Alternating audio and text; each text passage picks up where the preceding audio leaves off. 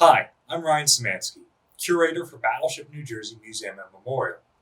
Today, we're continuing our series on World War II naval battles in the Pacific with yet another barroom brawl off Guadalcanal. This is the first naval battle of Guadalcanal, fought on Friday the 13th, November 1942. So, the Allies and Japanese have been fighting on the island around Henderson Field and in the waters around Guadalcanal and Iron Bottom Sound and the Slot, and the larger Coral Sea area with a series of carrier battles since August of 1942 when U.S. Marines attacked. Up until now, the battles have been pretty indecisive. Spoiler alert, Friday the 13th is no change to that. This is yet another indecisive battle in which both sides make tremendous mistakes and some 2,000 individuals pay the price of that. So, Admiral Halsey has just been tasked with replacing Admiral Gormley, who was commanding Southwest Pacific area, or Southeast Pacific area, and was a little overwhelmed. So Halsey has been a really effective carrier commander, and he's been promoted and sent in to take command. And he finds out that there's a Japanese attack coming down the Slot. Admiral Yamamoto has just promoted Admiral Abe to Vice Admiral, and Abe is going to take a force of 2 battleships and some cruisers and destroyers down the Slot, and he's got some special 14-inch shells that he's going to use to bombard Henderson Field. And this will neutralize the airstrip, it will destroy the aircraft and the fuel supplies on the ground, and it will allow them to bring in slow transports with something like a division's worth of troops and their heavy equipment and supplies. Up until now, aircraft from Henderson Field have been preventing Japanese slow transports from coming in, so all the equipment has to be loaded on destroyers, which can move in fast at night and then retreat. These destroyers, however, cannot carry much given their size, and the fuel they're spending to deliver these supplies is destroying the Japanese Empire. They just don't have the reserves, and even though they control Indonesia, American submarines are starting to take a toll on Japanese transport shipping, and they're not getting the unrefined oil back to Japan to refine, to put on their ships, to send to the area. Both sides in the Guadalcanal campaign are at the extreme end of their supply chains at this point in the war. The United States is just operating with a pickup force of cruisers and destroyers. They're not going to spend the fuel to send in any of their old, slow, expendable battleships, and it's not desperate enough yet to send in their brand new, fast battleships. The Japanese also have a lot of old, slow, expendable battleships lying around. They choose the 2 smallest and oldest, Kirishima and Hiei, to go in with their force of cruisers and destroyers, but otherwise, they're not sending in the overwhelming force of battleships, which they could. They just don't have the fuel for them. These ships are swinging at anchor at Truk Lagoon. So, in our last installment of Fighting in the Dark around Guadalcanal, Admiral Scott has more or less blundered into a complete victory. He is still one of the admirals commanding ships during this battle for the U.S. side. But another American Rear Admiral, Callahan, has been sent in, and he is just a couple of days senior to Scott. So even though Scott is now experienced, he has fought a nighttime battle against the Japanese and presumably learned lessons. He is basically sidelined for this battle. Callahan is in charge. He takes a fleet of ships in a line-ahead formation with a couple destroyers in front, his cruisers in the middle, a couple more destroyers in the back. into the slot. These ships have never operated together before. Callahan has given no battle instructions to his men. He just knows that the Japanese could be coming, and they might have battleships, and he's going to try and fight them with his cruisers and destroyers. In theory, his cruisers and destroyers shouldn't be able to punch through the armor of a Japanese battleship. The Kongo-class battleships, of which Kirishima and Hiei are members, have 9-inch belt armor. That'll stop an 8-inch shell at most ranges. But if you get under 5 miles, the armor stops being effective, and basically anything of main battery caliber can punch through. And if you get within 20 feet of an enemy battleship, it can't shoot you. More on that later. So, Callahan also has the extremely excellent state-of-the-art advanced ahead of what anyone else has at this point, Sugar George surface search radar sets. The SG radar sets are equipping some of his more modern cruisers, but he doesn't choose one of them as his flagship. He chooses the older but larger USS San Francisco to be his flagship. She still has probably an older CXAM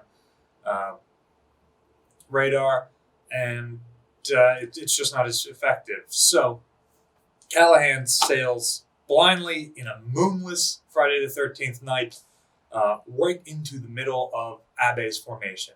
Now, Abe doesn't expect the Americans to be there. His ships are loaded with their shore bombardment shells, their high explosive projectiles, or for his battleships, the special shore bombardment, basically birdshot, to take down American aircraft sitting on the ground. And so his ships are loaded, they're ready to go, they sail in there, and the Americans sail in, and all of a sudden, the two admirals realize that there are ships in their formations that do not belong to them. And these two fleets of ships are all within like a 1-mile circle in pitch black darkness.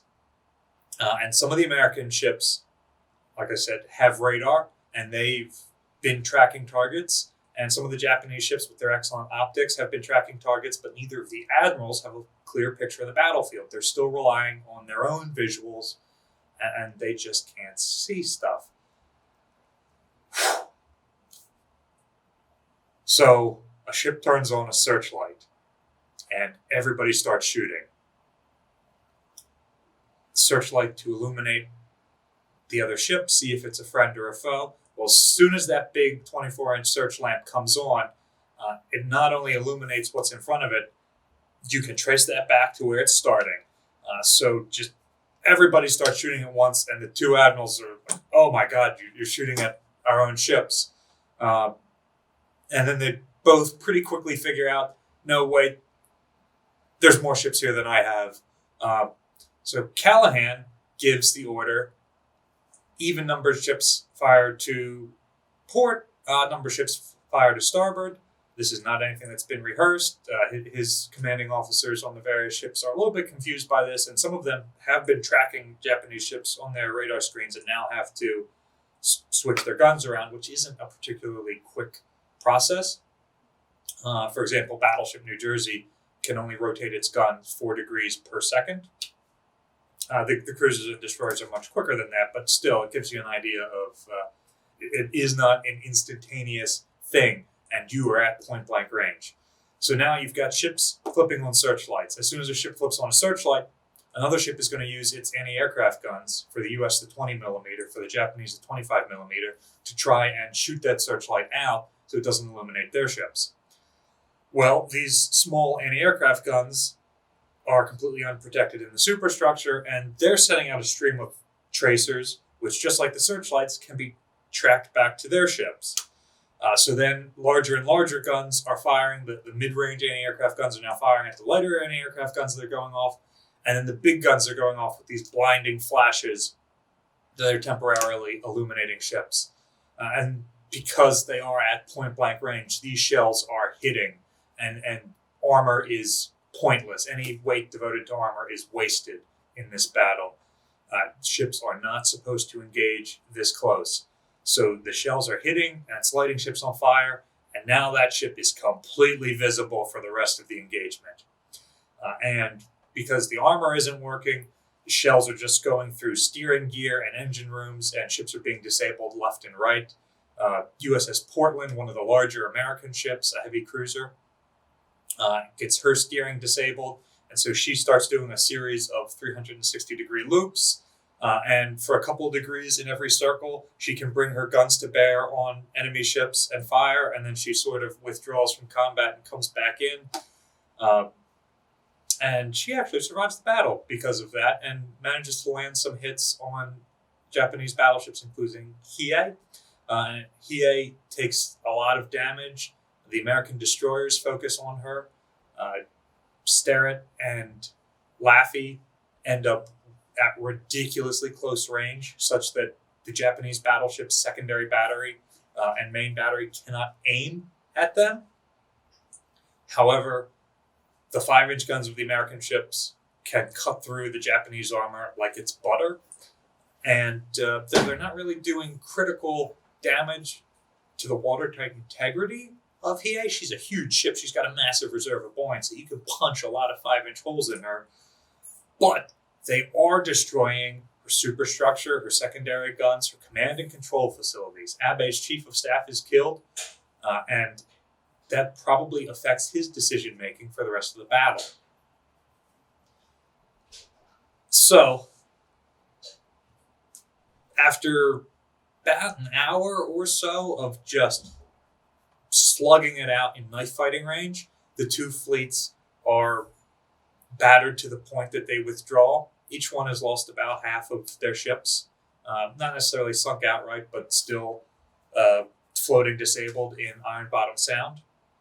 Abe orders a withdrawal, even though he's more or less defeated the American force. He tries to use Kirishima to tow Hiei out of the battle zone, and then it gets too close to sunlight. American aircraft come out, and he opts out of doing that, and he takes his ships that can retreat north to get out of there. The American aircraft from Henderson Field and Enterprise come out, and they will sink Hiei over the next day. They will prevent the Japanese transports from participating in the Battle of Guadalcanal. They do not come in any further and unload their troops. So the Japanese troops there remain unsupplied and are not able to launch an effective assault on the ground. So who wins this battle? Yamamoto is furious with Abe. Abe has just been promoted to Vice Admiral, and Yamamoto basically removes him from command and forces him to retire. Abe could have won at least a tactical victory and swept the American forces out of the area. Even an industrial powerhouse like the United States is still about 6 months away from getting more ships out there. So if Abe could have used his battleships to destroy all the American cruisers and destroyers and knock out Henderson Field, he would have bought the breathing time needed to retake the airfield. He'd at least given the army a chance.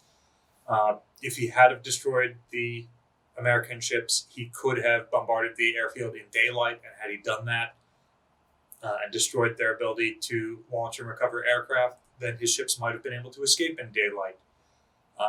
It would have at least been an equivalent exchange, and he might have been able to save one of his disabled battleships instead of leaving her alone to be destroyed by American aircraft. Now, luckily, because the American aircraft were focusing on Hiei, some of the other Japanese ships that were disabled were able to escape. Some of them were sunk by Portland, who was still doing loops there, and as the sun came up, can now see targets. And even though her engines and steering gear messed up, her gun still worked, so she was able to force a couple of Japanese ships to, at least one Japanese ship, to be abandoned. The American ships are all able to retreat to rear area bases and get repaired, the ones that were disabled. Some of them, like the light cruiser Atlanta. Atlanta has 16 5-inch guns. She's an anti-aircraft cruiser, and this shows you how desperate the United States is at this point. They sent in the 2 anti-aircraft cruisers, Atlanta and Juno, which are great escorts for aircraft carriers. They're not gunfighters, even though they've got 16 5-inch guns. They're basically over-glorified destroyers. They're not the most effective cruisers that the United States has, and they end up losing both in this battle. Atlanta is sunk during the fighting, and Juno is torpedoed by a submarine on her way out of the battle area. There's about 700 crew on board. At least 100 make it off, but they're left in the water for 8 days before the U.S. comes back to pick them up. And during those 8 days, all 5 of the Sullivan brothers died. At least one probably was killed on the ship. At least one is known to have been in the water for a number of days. But by 8 days later, when the crew of the Juno is rescued, there are only 10 people left out of 700 to be rescued. And all 5 Sullivans have been lost. This will have far-reaching repercussions for the U.S. military in that siblings will no longer serve together on the same ships or in the same units. On the American side, both the experienced Scott and the slightly senior Callahan are killed during the battle. For the battle, Admiral Halsey is promoted. He comes into a really bad battle space where Gormley has been giving ground, and he completely turns things around. He sends in this pickup force and is able to stop the Japanese and buy more time for the Marines on Guadalcanal. And he's promoted for this, and he doesn't feel good about it. He sends his old stars to the widows of each Callahan and Scott and says that their husbands gave him his promotion. And this is probably a failure of command on Halsey's part in allowing the more senior Callahan to command instead of the more experienced Scott. He could have easily changed things up or made it so that only one of the admirals were there instead of both. I'm not sure if it would have changed the course of the battle much, but it might have saved men's lives. And this becomes something of a theme with Halsey. The higher the level of command he's given, the more aggressiveness he retains. He never tempers that. So the more men he has under his command, the more he has the potential of throwing their lives away. And he will make controversial decisions that cost men their lives when they don't need to. And this is really the first instance you see that. Well, so the U.S. hold out a little bit longer. It's a completely indecisive battle, but because of that, the U.S. are able to continue to gain ground. All this does is sets the stage for a naval battle the following night. The Japanese turn their remaining battleship Kirishima around with her cruiser and destroyer force. The Americans have nothing left. They have 2 modern fast battleships, Washington and South Dakota, and 4 random destroyers. They're not in the same division. They're just 4 ships that happen to have the most fuel. And Halsey says, this is the only card I have left in my hand. I'm playing it. So tune in next week to see who wins the second naval battle of Guadalcanal. This one might actually be a tactical victory for one side or the other. Thanks for watching. Remember, if you have any questions or comments, drop them in the comment section down below. If you're looking for a way to support the channel, check out the description below for ways you can donate to either the museum or our channel. And remember to like, share, and subscribe so you get notified when future content like this comes out.